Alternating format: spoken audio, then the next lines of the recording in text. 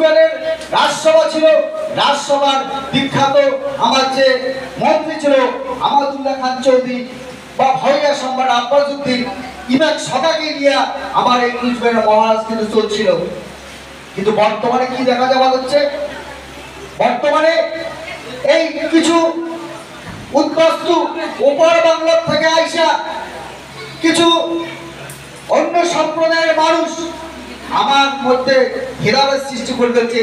তার বড় প্রমাণ আমার যেগুলা ভূমিপুত্র মুসলিম সম্প্রদায়ের মানুষই আছে, তার আচার ব্যবহার, পোশাক পরিচ্ছদ, খাওয়া দাওয়া সবকিছুর মধ্যে কিন্তু আমরা যে রাজবংশী জগতের যে হিন্দু মানসিকগুলো আছি, এই মানসিকগুলোর মধ্যে সেই মুসলিম সম্প্রদায়ের মানসিক মধ্যে কিন্তু মিলন আছে।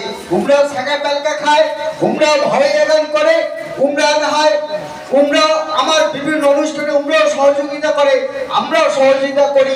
এটা কিন্তু আমার মুসলিম সম্প্রদায় এবং হিন্দু মুসলিম সম্প্রদায়ের মধ্যে একটা মিলন ক্ষেত্র ছিল।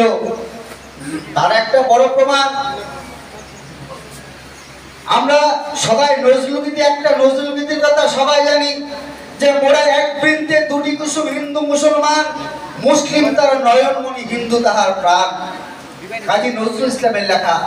এই কবিতার প্রেক্ষাপট কোটে, এই কবিতার প্রেক্ষাপট আর কুচবিহার যে কথাগুলো কোনো রাজনৈতিক দলের নেতার ঘর কোনোদিন কয় না। আব্বাসউদ্দিন সাহেবের সাথে আব্বাসউদ্দিন সাহেব আর কাজী নজরুল ইসলাম আমরা ভালো বন্ধু ছিল। আব্বাসউদ্দিন সাহেব আমার কুচবিহার যে এমজেন যে আমার ট্রান্সপোর্ট আছে, ট্রান্সপোর্টের সামনে এমজেএম স্টেডিয়াম একটা ক্লাব আছে, একটা হোস্টেল আছে, সেই হোস্টেলে আব্বাসউদ্দিন সাহেব পড়াশোনা করছে। আব্বাসউদ্দিন সাহেব পড়াশোনা করছে, তারপরে একদিন কাজী নজরুল ইসলাম আমার এই কুচবিহারে যাচ্ছে। সেই হোস্টেলটা কি ছিল, এক পাশে মন্দির, এক পাশে মসজিদ। মন্দিরও ছিল আমার হিন্দু ধর্মের জায়গা ছিল, মসজিদে পড়াশোনার জন্য, আমার পূজা অর্চনা করার জন্য সেই মন্দির, আর হিন্দু যেগুলো মুসলিম দাদারঘর ছিল উমার জন্য ছিল নামাজ পড়ার জন্য একটা জায়গা।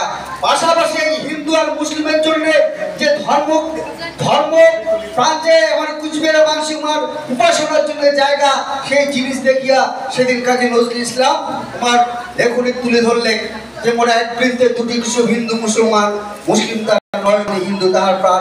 এটা খাবেন আমার কুচবিহার, অথচ আমরা এই কথাগুলো জানি না। আমরা আর একটা রবীন্দ্র সঙ্গীত সবসময় কই যে আমরা সবাই রাজা, রাজা রাজত্বে সদাই আমরা শুনি, কিন্তু এই কবিতা বা এই গানের প্রেক্ষাপট আমার কুচবিহার, এটা কিন্তু আমরা করি, আলোচনা করি, কম বেশি জানেন। আমার কুচবিহারের মহারাজা যে মহারানী ছিল, ভূতের গল্প শোনার খুব শখ, খুব ভূতের গল্প শুনে ভালো পাইছে। রবীন্দ্রনাথ ঠাকুর বলে ভালো ভূতের গল্প করছে।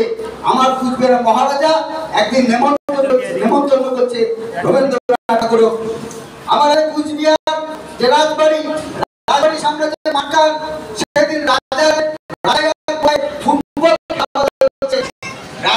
রাজার যেগুলো জায়গা মানে একটা দল আর প্রজাগুলোর জন্য একটা দল, রাজার প্রজায় খেলা হওয়া হচ্ছে। যারা রাজার বল যায় সেটা প্রজাগুলা খানিক দূরে দাঁড়িয়ে থাকে, কেন যে ওটা আমার মহারাজা বল নিবে যায়, যদি ঠ্যাঙে ঠ্যাঙে লাগে তাহলে সম্মানের ব্যাপার। কিন্তু সেই সময় আমার কুচবিহারের মহারাজা করে আরে খেলার মাঠে তুইও খেলটুক মুইও খেলটুক, এটা রাজা প্রজার কিছু নাই, মুই যারা রাজপ্রসাদ যায় সেটা মহারাজ আর তোমরা প্রজা, আর এই খেলার মাঠে তোমরাও খেলটুক মুইও খেলটুক।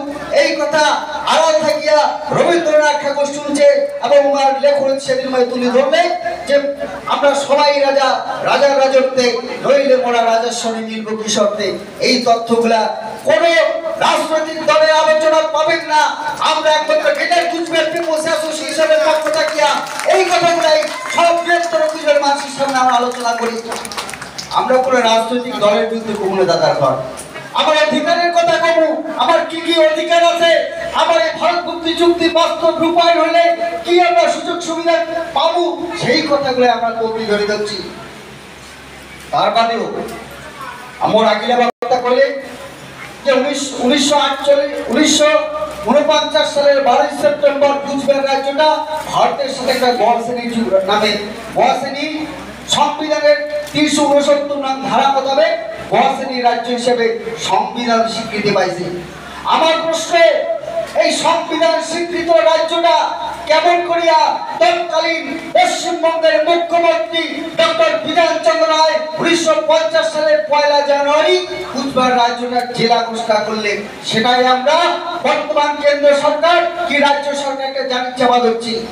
আমরা গ্রেটার কুচবিহার সংবিধান বিরোধী কথা কই না, সংবিধানের কথা কই। সংবিধানের কথা আমরা সবসময় কই।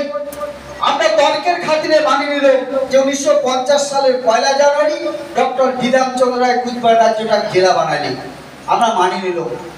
কিন্তু সংবিধানের কথা যদি আমরা কই,